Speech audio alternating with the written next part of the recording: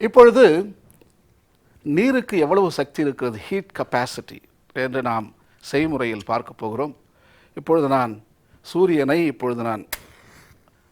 இப்பொழுது இக்னைட் செய்கிறேன். சூரியன் இப்பொழுது ரெடி. இப்பொழுது கடலால் சூழப்பட்ட இந்த பூமியில் 75% நீராக இருக்கிறது. இந்த சூரியனுடைய வெப்பத்தை இந்த கடல் தான் தாங்கிக் கொள்ளுகிறது, எல்லா வெப்பத்தையும் எடுத்துக்கொள்ளுகிறது. இந்த செய்முறையில் நாம் பார்ப்போமா, இந்த பலூன் வெடிக்குமா வெடிக்காதா என்பதை நீங்கள் பார்க்க போகிறீர்கள்.